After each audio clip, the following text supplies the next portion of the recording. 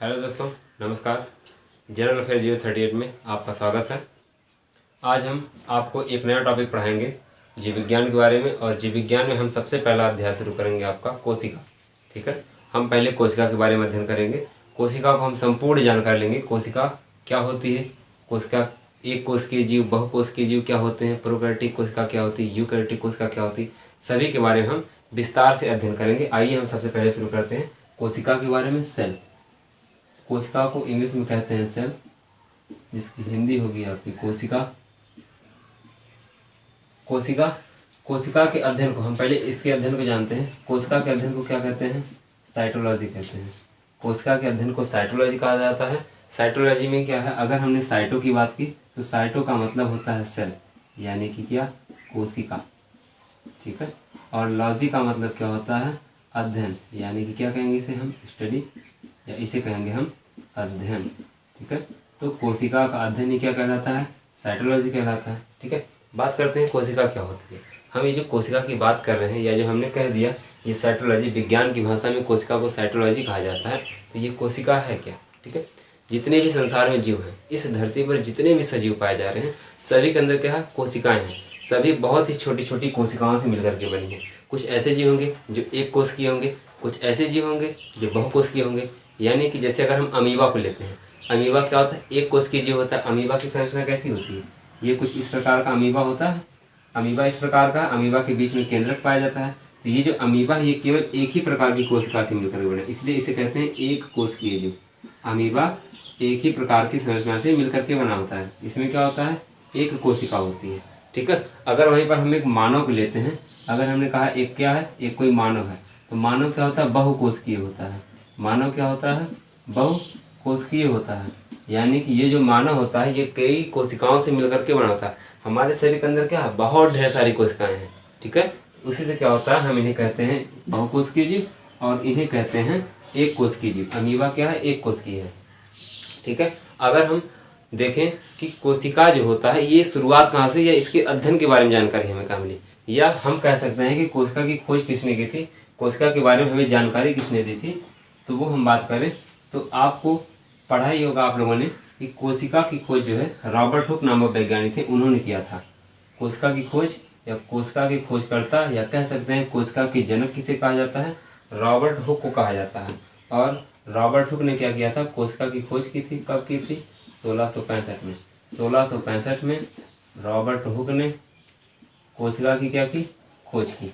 ठीक है, 1665 में रॉबर्ट हुक ने कोशिका की खोज की थी। और रॉबर्ट हुक ने जब कोशिका का अध्ययन किया तो सबसे पहले क्या देखा इन्होंने मृत कोशिका का अध्ययन किया। यानी कि इन्होंने जीवित कोशिका को नहीं देखा, इन्होंने मृत कोशिका को देखा। और जब इन्होंने कोशिकाओं को देखा तो कहाँ पर देखा? रॉबर्ट हुक ने कोशिका कहाँ देखी? रॉबर्ट हुक ने कोशिका मधुमक्खी के छत्ते पे देखी। रॉबर्ट हुक ने जो अपनी कोशिकाओं का अध्ययन किया सबसे पहली बार, वो कहाँ किया? मधुमक्खी का छत्ता देखा और वहीं पर कोशिकाओं का अध्ययन किया। कैसे? आप जानते होंगे मधुमक्खी का छत्ता कैसा होता है? ये कुछ इस आकार का होता है ना। ऐसे उनमें क्या होते हैं? अलग अलग कमरे बने होते हैं, छोटे छोटे क्या होते हैं? कमरे बने होते हैं। तो इन्हीं कमरों को क्या कहा गया? कोष्ठ कहा गया। इसे क्या कहते हैं? कोष्ठ, या क्या कहते हैं? कोसा कहते हैं। ठीक है, और कोसा हो गया तो कोसा से ही क्या बना? कोशिका बना। कोसा से ही क्या बना? कोशिका बना। रॉबर्ट हुक ने क्या कहा कि ये जो कोसा है, या ये जो कमरे हैं, ठीक है, कमरे ही क्या कहलाते हैं? जेल कहलाते हैं। जेल नुमा संरचना थी ये इस तरीके से जेल था। तो जेल को ही क्या कहा जाता है कि ये क्या है? सेल है। ठीक है, सेल का मतलब क्या होता है? जेल। और जेल से ही क्या होता है? कमरा, यानी कि ये कमरे नुमा संरचना या जेल नुमा संरचना है। ठीक है, तो इसी आधार पर रॉबर्ट हुक ने क्या किया? कोशिका नाम दिया था। और इन्होंने सबसे पहली बार मृत कोशिका का अध्ययन किया था। और मृत कोशिका का अध्ययन करके बताया, रॉबर्ट हुक ने कहा कि इस धरती पर जितने भी सजीव पाए जा रहे हैं, सभी के सभी सजीव क्या करते हैं? कोशिकाओं से ही मिलकर के बने होते हैं। ठीक है, लेकिन रॉबर्ट हुक के बाद एक और वैज्ञानिक आए थे, और उन वैज्ञानिक का क्या नाम था? उन वैज्ञानिक का नाम था एंटोइन लीवेनहॉक। Antoine Leeuwenhoek. इन्होंने क्या किया? कोशिका के अध्ययन को दिया 1674 में। इन्होंने कोशिका के अध्ययन के बारे में जानकारी कब दी थी? 1674 में। एंटोनी लीवेनहॉक। एंटोनी लीवेनहॉक ने क्या किया? पहली बार तालाब में कुछ कोशिकाओं को देखा था, और इन्होंने जो कोशिका देखी वो क्या देखी, इन्होंने जीवित कोशिका देखी, इन्होंने जीवित कोशिका का अध्ययन किया। किसका अध्ययन किया, जीवित कोशिका का। ध्यान देंगे कोशिका का जनक किसे माना जाएगा या कोशिका के खोजकर्ता कौन थे, वो थे रॉबर्ट हुक। और रॉबर्ट हुक ने पहली बार मृत कोशिका या मरी हुई कोशिकाओं का अध्ययन किया था, लेकिन दूसरी बार कोशिका का अध्ययन किसने किया था, 1674 में एंटोनी लेवेनहॉक ने किया था। जीवित कोशिका का अध्ययन किया था। इन्होंने क्या किया, तालाब में कुछ कीड़े थे, ऐसे गंदगियां थी, वहां पर इन्होंने क्या किया, कोशिकाओं को देखा था और वहीं पर उन्हें देख करके बताया एंटोनी लेवेनहॉक ने कि इस धरती पर जितने भी जीव हैं, कुछ ऐसे भी जीव हैं जिनके शरीर के अंदर एक कोशिका पाया जाता है, या वो जो कोशिका होती है केवल एक होता है, एक ही कोशिका से मिलकर के उनका संपूर्ण शरीर बना होता है। लेकिन कुछ ऐसे भी जीव होते हैं जिनके शरीर के अंदर क्या होती है, बहुत ढेर सारी कोशिकाएं होती हैं। ठीक है, अगर हम कोशिका को ही देख रहे हैं तो कोशिका के बारे में जो जानकारी हमें मिल रही है वो दो वैज्ञानिक हैं जिन्होंने जानकारी दे दिया। ठीक है, कुछ ऐसे वैज्ञानिक थे जिन्होंने क्या किया, कोशिका के सिद्धांत को बताया या कोशिका को विस्तार से समझाया, एक पुस्तक लिखी, उसमें कोशिकाओं के बारे में जानकारी दी। तो वो कौन से थे, अगर हम कहें कि जो कोशिका है, कोशिका सिद्धांत किसने दिया। ठीक है, हम कोशिका क्या हो रही है हम उसको पहले बाद में बात करते हैं कि कोशिका की संरचना कैसे होती है। हम पहले बात करते हैं कोशिका की खोज किसने की थी या कोशिका के बारे में बताया किसने। आखिर हमें पहले ये तो जानकारी होना चाहिए ना कि हम जिस अध्याय को पढ़ रहे हैं इसका उत्पत्ति कहाँ हुआ, इसकी जानकारी हमें कहाँ से मिली। पहले हम एक क्रम से पढ़ेंगे इसकी जानकारी कहाँ मिली, जब जानकारी पढ़ लेंगे तब हम बताएंगे कि जानकारी के बाद अच्छा क्या होती है कोशिका या किस तरीके की कोशिका होती है, संरचना क्या होती है, कितने प्रकार के होते हैं, ये सारी चीज़ें बात करेंगे। तो हम बात कर रहे हैं कि कोशिका सिद्धांत क्या है या कोशिका सिद्धांत दिया किसने था। कोशिका सिद्धांत देने के लिए दो वैज्ञानिक आए थे, एक थे 1838 में। 1838 में एक वैज्ञानिक आए, उनका नाम था स्लाइडन, और स्लाइडन नामक वैज्ञानिक ने किया गया था कोशिका सिद्धांत दिया था। और जो इन्होंने कोशिका सिद्धांत दिया, स्लाइडन नामक वैज्ञानिक ने कोशिका सिद्धांत में बताया कि इस धरती पर जितने भी क्या पाए जा रहे हैं, वनस्पति या क्या कह सकते हैं, पेड़ पौधे पाए जाते हैं। इस धरती पर जितने भी पेड़ पौधे हैं या वनस्पति है, सभी के सभी क्या हैं, कोशिकाओं से ही मिलकर के बने हैं। जितने भी पेड़ पौधे पाए जाते हैं सभी के सभी कोशिकाओं से मिलकर के बने हैं। कहने का मतलब स्लाइडन नामक वैज्ञानिक ने क्या किया था, बहुत ढेर सारी कोशिकाओं का अध्ययन किया था। ठीक है, कितने, बहुत ढेर सारी कोशिकाओं का अध्ययन किया। और जब बहुत ढेर सारी कोशिकाओं का अध्ययन किया तो इन्होंने बताया कि जितनी भी कोशिकाएं हैं वो क्या हैं, सभी के सभी जितने भी पेड़ पौधे हैं वो सभी के सभी क्या हैं, कोशिकाओं से मिलकर के बने हैं। किससे मिलकर के बने हैं, कोशिकाओं से। ठीक है, सवाल क्या है, पादप में ही आता है, कोशिकाओं से मिलकर के बना है। पेड़ पौधे बड़े बड़े खूब लंबे लंबे पेड़ पौधे होते हैं, छोटे मोटे पेड़ पौधे होते हैं, वो क्या है, सभी के सभी किससे मिलकर के बने होंगे, कोशिकाओं से मिलकर के बने होंगे। ठीक है, अब इनके बाद स्लाइडन के बाद एक और वैज्ञानिक आते हैं 1839 में, ठीक एक वर्ष बाद। ठीक है, अब इन्होंने क्या कहा, इनका नाम था स्वान। इनके नाम बड़े बड़े हैं, हमने छोटा छोटा करके, बस एग्जाम में जो आता है आप उतने नाम ध्यान रखेंगे। 1838 में स्लाइडन ने कहा कि सभी पेड़ पौधों में क्या पाई जा रही है बेटा, कोशिका पाई जा रही है। अगले वैज्ञानिक आए थे स्वान, और स्वान नामक वैज्ञानिक ने क्या बताया कि इस धरती पर जितने भी जंतु क्या हैं, जंतु, इस धरती पर जितने भी जंतु हैं सभी के सभी क्या हैं, कोशिकाओं से ही मिलकर के बने हैं। चाहे मानव ले लीजिए, चाहे कोई जानवर ले लीजिए, पशु पक्षी ले लीजिए, किसी भी चीज़ को उठाइए, वो सभी के सभी क्या हैं, कोशिका से ही मिलकर के बने हैं।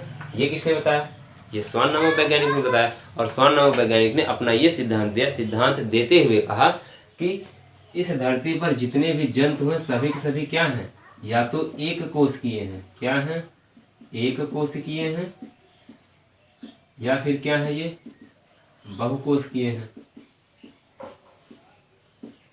इस धरती पर जितने भी जंतु हैं या जानवर हैं वो सभी के सभी क्या हैं, या तो एक कोशिकीय हैं या तो बहुकोशिकीय।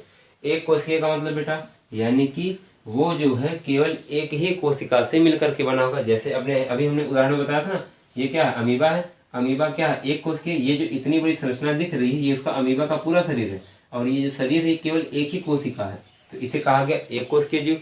आपका जो शरीर है मानव क्या है, ये अगर मानव है एक, तो मानव क्या बहुकोशिकीय है। मानव के शरीर के अंदर क्या बहुत ढेर सारी कोशिकाएं पाई जाती है, बहुत ढेर सारी, जिसे हम गिन भी नहीं सकते, बहुत ढेर सारी, कई अरबों में कोशिकाएं पाई जाती हैं। हमारे शरीर के अंदर हम देखें हमें कोशिकाएं दिखेंगी नहीं, लेकिन बहुत ढेर सारी कोशिकाएं पाई जाती हैं। ठीक है, तो स्लाइडन और स्वान नामक वैज्ञानिक ने क्या किया, कोशिका के सिद्धांत को दिया था। अभी खत्म नहीं हुआ, अभी एक वैज्ञानिक और आए थे 1855 में। 1855 में एक वैज्ञानिक थे, उनका क्या नाम था? उनका नाम था रॉबर्ट विर्चो। क्या नाम था? Robert Virchow. ठीक है, 1855 में रॉबर्ट विर्चो नामक वैज्ञानिक आए थे और इन्होंने कहा था कि इस धरती पर जो भी कोशिकाएं हैं, जैसे कि स्लाइडर ने तो कह दिया भैया कि जितने भी पेड़ पौधे हैं सभी पेड़ पौधों में कोशिकाएं पाई जा रही हैं, इन्होंने बता दिया। ठीक है, स्वान ने भी भैया बता दिया। स्वान ने क्या कहा? स्वान ने कहा कि भैया जितने भी जंतु हैं, जितने भी जानवर हैं, एक कोशिकीय हैं या बहुकोशिकीय हैं, सभी के सभी कोशिकाओं से मिलकर के बने हैं। ठीक है, लेकिन रॉबर्ट ने क्या कहा कि ठीक है, आप दोनों ने तो सिद्धांत दे दिया, इन दोनों ने क्या किया? सिद्धांत दे दिया, इन्होंने बता दिया पेड़ पौधे में कोशिकाएं, इन्होंने बताया जंतुओं में कोशिकाएं। ठीक है, बता दिया। लेकिन रॉबर्ट विर्चो ने कहा कि ये जो कोशिकाएं हैं ये आती कहाँ से हैं, ये कोशिकाएं बन कहाँ से रही हैं, इन्होंने इस बारे में बताया। रॉबर्ट विर्चो ने क्या किया? ये बताया कि ये जो कोशिकाएं आप बता रहे हैं, ये जो कोशिकाओं के बारे में अध्ययन किया गया, ये कोशिकाएं आती कहाँ से हैं। हमने तो देख लिया, कोई पौधा है, मान लीजिए मार्कर नहीं, ये पौधा मान लीजिएगा, मार्कर नहीं पौधा, पौधा क्या है? ये पौधा है ना, ये क्या बना? ढेर सारी कोशिकाओं से मिलकर बना। लेकिन इसके अंदर ये कोशिका आई कहाँ से, ये बनी कहाँ से कोशिका? तो रॉबर्ट विर्चो ने कहा कि जितनी भी कोशिका हैं, क्या हैं? जितनी भी कोशिका हैं सभी की सभी कहाँ से आई हैं? अपनी पूर्ववर्ती कोशिका से मिलकर के बनी हैं। कहाँ से बनी है? पूर्ववर्ती कोशिका से। ठीक है, कहाँ से? पूर्ववर्ती कोशिका से। पूर्ववर्ती का मतलब क्या होता है? अपने पहले की कोशिका, पहले की कोशिका कहाँ से मिलकर के बनी है? अपने पहले की कोशिकाओं से ही आई हैं, पूर्ववर्ती। मान लीजिए पूर्ववर्ती का मतलब ये एक कोशिका है, ये क्या है? एक कोशिका है। ठीक है, कोशिका है ना। अब हमने कहा कि इसी से एक कोशिका और बनेगा। ठीक है, मान लीजिए बन गया, एक और हम मार्कर ले लेते हैं। ये एक था, एक कोशिका था, एक की जगह दो आ गए। कहाँ से आया ये? इससे टूट करके, इससे निकल करके एक और कोशिका बन गया। तो ये वाली नई कोशिका कहाँ से बनी? अपने पूर्ववर्ती या पिछली कोशिकाओं से मिलकर के नई कोशिका बन गई। यही तो हुआ ना, ये पहले की कोशिका थी, इससे जो है विभाजित होकर करके एक नया कोशिका बन गया ना। तो ये कोशिका कहाँ से आई है? अपने पूर्ववर्ती या पिछली कोशिकाओं से मिलकर के बनी है। तो यही सिद्धांत किसने दिया? रॉबर्ट विर्चो नामक वैज्ञानिक ने दिया। इन्होंने कहा ये अगर एक कोशिका है, ये अगर क्या है? एक कोशिका है, तो यही क्या करेगा? डिवाइड होगा, विभाजित होगा, विभाजित होकर के क्या करेगा? एक से दो कोशिका था। कितना? एक। ये खत्म। ठीक है, इसको खत्म करिए। एक था, एक से क्या बन गया? एक तो पहले वाला पुराना वाला है और इसी से क्या बना? एक और बनेगा। ठीक है, तो ये जो कोशिकाएं बनी है किससे बनी? अपने पूर्ववर्ती कोशिका से बनी है ना, अपने पूर्ववर्ती कोशिका से बनी। तो इसी सिद्धांत को दिया था किसने? रॉबर्ट विर्चो नामक वैज्ञानिक ने। ठीक है, आया यहाँ तक हमने क्या पढ़ा?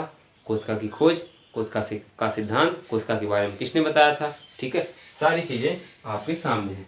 अब हम बात करेंगे कोशिकाओं की संरचना कैसे होती है, या किसी भी जीव के अंदर जो कोशिकाएं पाई जाती हैं वो कोशिकाएं आती कहाँ से हैं, या उनका विकास कैसे होता है, या कई कोशिकाओं के मिलने पे ये जो अंग बन जाते हैं। आखिर हमारे शरीर में जब कोशिकाएं पाई जा रही हैं तो ये सारे अंग कहाँ से, ये सभी अंग कहाँ से आ गए, हम इनके बारे में बात करेंगे। आप पहले हम वीडियो को यहीं पे रोकते हैं, आप इसको स्क्रीनशॉट लीजिए। स्क्रीनशॉट लेने के बाद हम तुरंत क्या करते हैं? कोशिकाओं के बारे में जानकारी लेते हैं।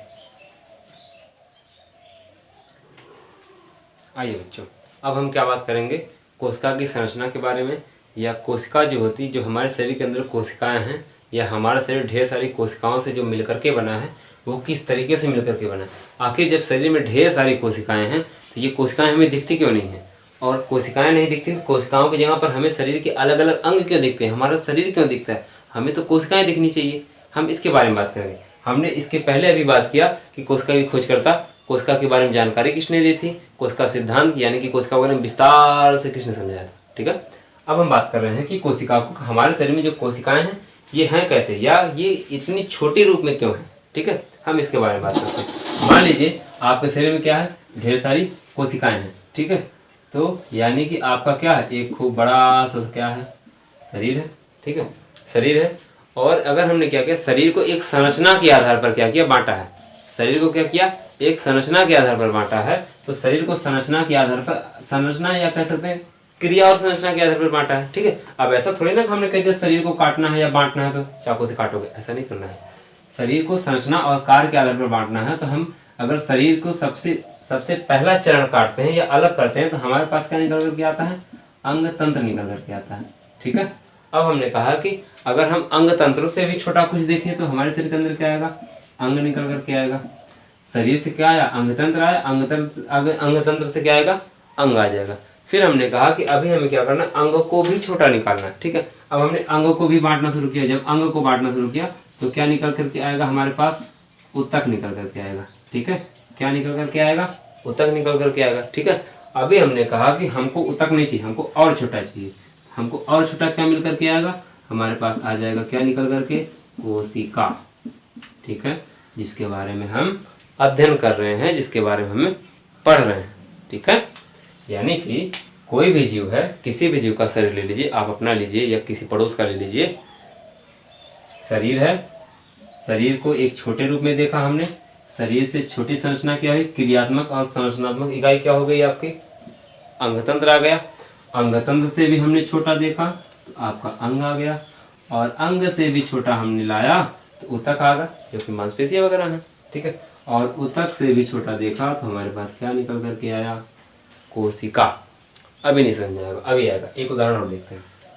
मान लीजिए खूब बड़ा सा क्या है, मकान है। खूब बड़ा सा क्या है, मकान है। खूब बड़ा सा घर है। ठीक है, हमने क्या किया, मकान को अलग अलग किया। यानी कि मकान को हम कैसे अलग करेंगे, मकान को कमरे के आधार पर। तो मकान के अलग अलग रूम को, कमरा को अलग अलग कर दिया। अब हमने कहा भैया कमरे को भी और बांट दो। कमरे को बांटेंगे तो कैसे बांटेंगे, दीवार में बांटेंगे। ठीक है, कमरे को किस में बांट दिया, दीवार में बांट दिया। अब हमने कहा ना, दीवार नहीं, और भी बांटो इसको। तो दीवार को बांटे तो किस में बांट दिए, अलग अलग ईंटों में बांट दिए। ठीक है, ईंट में बांट दिए, ईंटों नहीं लिखते हैं, ईंट में बांट दिए। हाँ, ठीक है, यानी कि एक मकान की सबसे छोटी संरचना क्या हो गई, ईंट। हुआ ना। कहने का मतलब अगर ढेर सारे ईंट मिलते हैं, हम जोड़ते हैं ईंट को, ऐसे ऐसे करके जोड़ेंगे ना, जब जोड़ेंगे तो क्या बनेगा, एक दीवार बन जाती है। जब दो तीन दीवार को ऐसे ऐसे ऐसे ऐसे हमने दीवार को लगा दिया, ये क्या बन जाएगा, एक कमरा बनेगा, है ना। क्या बनेगा, एक कमरा। तो दीवार से क्या बन गया, कमरा। फिर हमने कहा कमरा नहीं, अभी और कमरे को जोड़ो इसमें। ऐसे ढेर सारा कमरा जोड़ दिया हमने, तो क्या निकल करके आएगा, आपका मकान निकल करके आएगा। क्या निकल करके आएगा, मकान निकल करके आ जाएगा। ठीक, बिल्कुल ठीक ऐसे ही आप इसको देखिए। क्या है, हमने कहा कि बहुत ढेर सारी कोशिका है। सबसे छोटी, शरीर के अंदर सबसे छोटी संरचना के रूप में क्या है, कोशिका है। कई कोशिका थी, ढेर सारी कोशिका इकट्ठा हो गई। जैसे इसमें क्या था, ढेर सारे ईंट को मिलाते हैं तब जाके दीवार बनता है ना एक।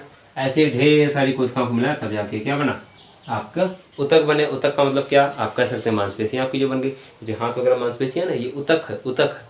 ठीक है, कहाँ से बना है, कोशिकाओं से बना है। ढेर सारी कोशिकाओं से क्या बना, ऊतक बना। ठीक, अब ढेर सारे ऊतक को लेंगे, ढेर सारे ऊतक इकट्ठा करेंगे तो एक अंग बनेगा आपका।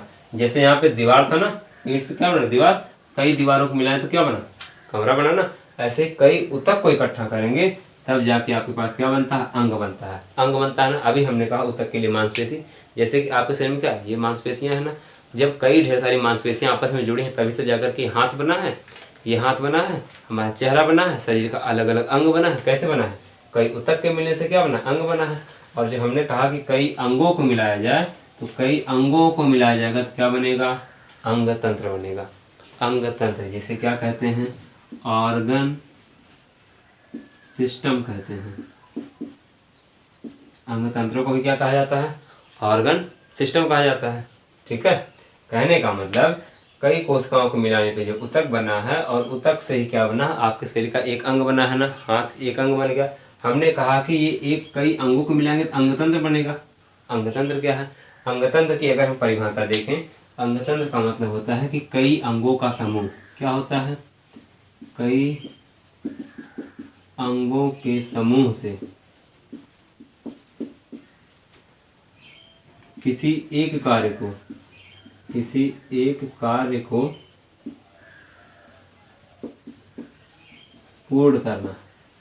ठीक है, कई अंगों के समूह से किसी एक कार्य को पूर्ण करना अंगतंत्र कहलाता है। यानी कि अंगतंत्र के लिए हमने कहा कि क्या है, कई अंग मिलकर के अंगतंत्र बने। जैसे कि अभी क्या आपने उदाहरण में आप देखिए, अंगतंत्र में आपने नाम सुना होगा क्या, पाचन तंत्र।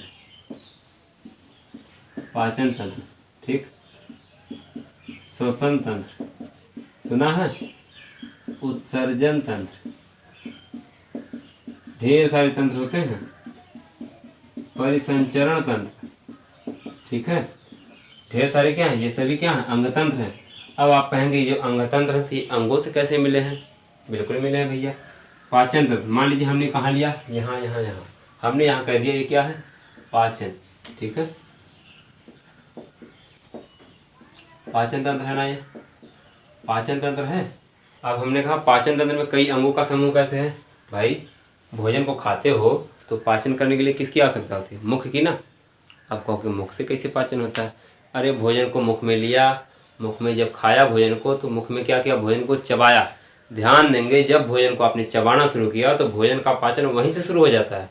पाचन कहाँ से शुरू हुआ, मुख से, क्योंकि भोजन को क्या किया, बड़ा था ना भोजन, एक कवर लिया खाया, उसको चबा करके पीस दिया दांतों से, जब पीसा तो वही क्या हो गया, पाचन हुआ। तो सबसे पहले कौन सा अंग काम किया, मुख।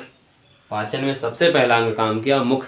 मुख के बाद एक गला होता है ना, गले से क्या कर दो, खाना निगल लेते हो ना, पेट में जाता है ना खाना, तो यानी कि गले हैं तो क्या कहेंगे इसे, ग्रासनली। दूसरा अंग क्या आया, ग्रासनली।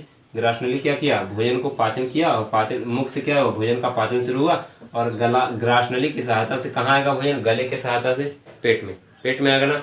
और पेट में क्या होता है, अमाशय। अमाशय यानी कि क्या कहेंगे, पेट, पेट में आ गया ना। पेट में आने के बाद भोजन क्या करेगा, छोटी आंत में जाता है। कहाँ जाता है, छोटी आंत में। छोटी आंत में भोजन का पूरी तरीके से पाचन हो जाता है, एकदम बढ़िया से पचा दिया जाता है भोजन। पचाने के बाद भोजन का अवशोषण कर लिया जाता है, अवशोषित किया जाता है, ठीक है। छोटी आंत के बाद बड़ी आंत, बड़ी आंत के बाद मलाशय, मलाशय के बाद गुदा, ठीक है। यह है ना पाचन तंत्र की क्रिया, है ना। यानी कि ये क्या है, पाचन तंत्र की क्रिया है। भोजन को क्या किया हमने, मुख में लिया पाचन तंत्र के लिए। भोजन को पचाने के लिए पहले क्या करेंगे, मुख में लेंगे भोजन को, चबाया मुख से, खाया, खाने के बाद ग्रासनली की सहायता से गले के माध्यम से निगल लिया इसको, पेट में गया, कहाँ गया, अमाशय में गया। अमाशय के बाद कहाँ आएगा, छोटी आंत में। छोटी आंत में पहुंचा, छोटी आंत में क्या होता है, भोजन पच करके तरल पदार्थ के रूप में हो जाता है, और छोटी आंत क्या करता है, भोजन को अवशोषित कर लेता, खींच लेता अपनी तरफ, ठीक है। छोटी आंत के बाद भोजन जो नहीं पचता, अपच होता है, वो बड़ी आंत से होते हुए कहाँ जाता है, मलाशय में। मलाशय में आकर के इकट्ठा हो जाता है, इकट्ठा हो जाएगा ना। फिर आप क्या करते हैं, मल के रास्ते से क्या करते हैं, गुदा के माध्यम से मल के रूप में से बाहर कर देते हैं। तो आप ध्यान दीजिए, एक प्रक्रिया, कौन सी प्रक्रिया, पाचन को करने के लिए कितने अंगों की आवश्यकता पड़ी, 1 2 3 4 5 6 7, है ना। कोई एक कार्य, पाचन के कार्य को करने के लिए कई अंगों का समूह लगाना। मुख अलग अंग, ग्रासनली अलग अंग, अमाशय, छोटी आंत, बड़ी आंत, मलाशय, गुदा, सभी क्या शरीर के अलग अलग अंग है। तो सभी अंगों को मिलाने से क्या हुआ, एक प्रक्रिया हुई ना, पाचन की प्रक्रिया। हमने यहाँ क्या लिखा, कई अंगों के समूह से किसी एक कार्य को पूर्ण करना ही क्या कहलाता है, अंग तंत्र कहलाता है। तो ये हुआ ना अंग तंत्र, पाचन तंत्र, अंग तंत्र। आया समझ में। तो ऐसे ही हमने कहा कि कई कोशिकाओं के मिलने पे क्या बनता, उतक, और उतक से अंग बना था। अंग क्या है, ये अलग अलग अंग है ना। ये सब कैसे बने अंग, कई कोशिकाओं से मिलने पे उतक बना था, उतक से क्या बना, अंग बना है। फिर कई अंगों के मिलने पे क्या बना, अंग तंत्र बना। और जब ढेर सारे अंग तंत्र मिलेंगे तब बेटा क्या बनेगा, आपका पूरा एक शरीर, एक शरीर बन करके तैयार। हम, आप, जानवर, पौधे क्या है, ढेर सारे क्या हैं, सजीव हैं। सभी सभी कैसे मिलकर के बन गए, कोशिकाओं से ना। तो ठीक इसीलिए क्या कहा गया, इसीलिए कहा गया कि शरीर की सबसे छोटी संरचनात्मक और क्रियात्मक इकाई क्या हो गई, कोशिका हुई ना। क्रियात्मक यानी कि कोशिका ही क्या कर रही है, सबसे मूल इकाई मानी जा रही है किसी भी सजीव के शरीर की। ये ना रहे तो शरीर ही ना रहे। यही है, कई कोशिकाएं मिलकर के ही क्या करें, इतने बड़े शरीर का निर्माण कर दे रही हैं। आया समझ में यहाँ तक, ठीक है। परिभाषा देखें, यहाँ तक आया ना। कोशिका बनी कैसे, या हमारा शरीर कोशिकाओं से मिलकर के कैसे बना। उदाहरण भी हमने आपको बताया, ईंट था, कई ईंटों को मिलाया, कमरा, दीवार, दीवार से कमरा, कमरा से मकान, ठीक है, समझने के लिए, ठीक है। यहाँ तक आया समझ में। अब हम आगे और बात करेंगे कि कोशिका की परिभाषा क्या है और कोशिका दिखती कैसी है, हम इसको बताते हैं।